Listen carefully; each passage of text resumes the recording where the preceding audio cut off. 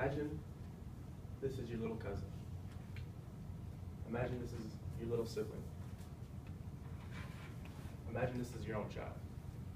Homelessness is an ongoing problem in the Fargo Market area, but it can be fixed. According to Michael Smith in his article in 2008, homelessness affects the entire community in three specific ways: economically, physically, and environmentally.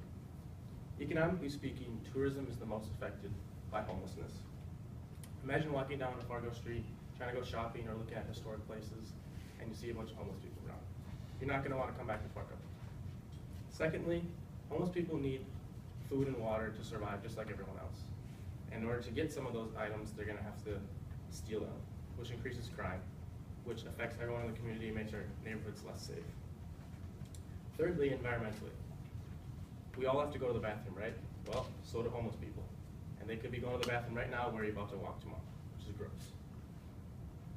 Now that we know why homelessness is a problem for the entire community, I'm going to give a quick preview about the rest of our speech.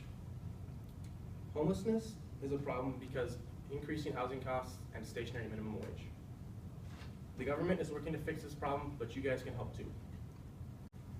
Fargo has higher long-term and short-term homelessness than the entire state of North Dakota combined.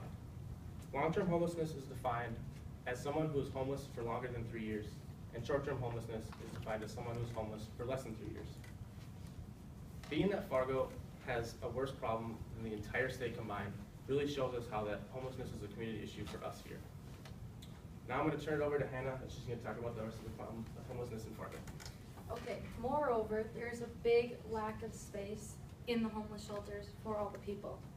Because we have such a higher rate of homeless people than most metro areas, we don't have the space to fill or give them beds in the homeless shelters.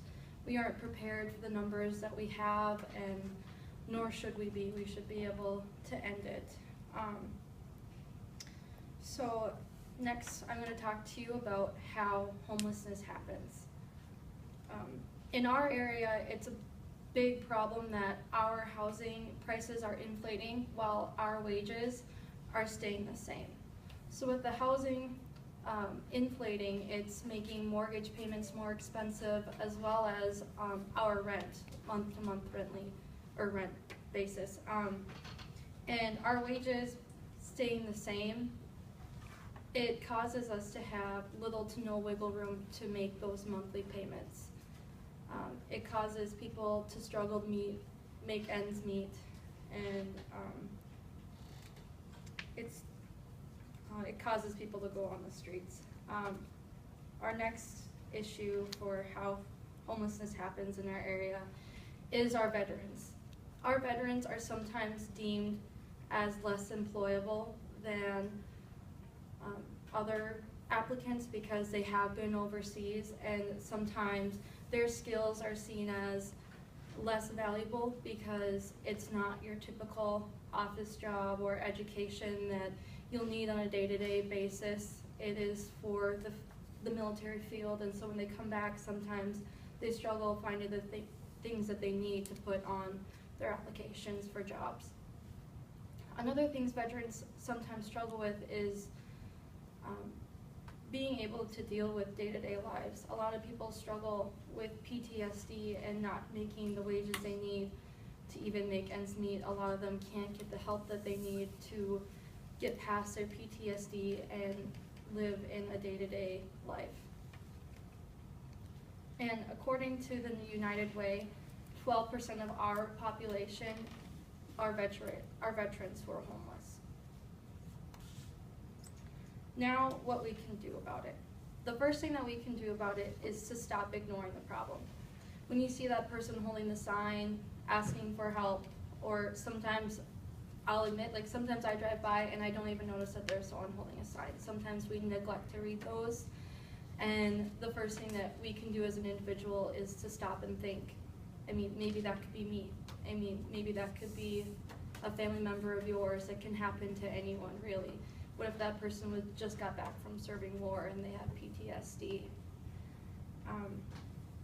So really, just stop to think. It can happen to anyone. And with the other issues, I'm going to pass over to Reed here to talk to you about. Okay, so going off of what Hannah said, another thing that we can do is volunteer and donate. Kind of big is the Great Plains Food Bank, which according to their site gives food out to all of North Dakota, so they're in charge of distributing to anybody that can't, like, doesn't have access to food. So with what we can do, and having that knowledge in mind, let's wrap it up. Like Jason said, our homeless population is way larger than anybody else's. Well, not anybody, okay. It's larger than the average, that's what I meant to say. And so with that in mind, we have to take into consideration what we need to do, what everybody around us needs to do to, like, fix the problem and make it on par with the average or even fix it more. And it's a goal that we can meet within our lifetimes, so why not go for it?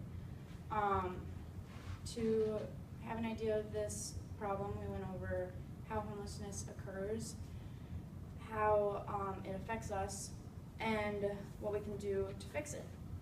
So what I want to leave you guys with is I urge you to go out, volunteer, donate, give a little bit of your time, energy, a little bit of your money to those that need it more than you. And if I can't inspire you to do it, maybe by thinking about these little kids that look really sad, you'll feel inspired to do good for your community.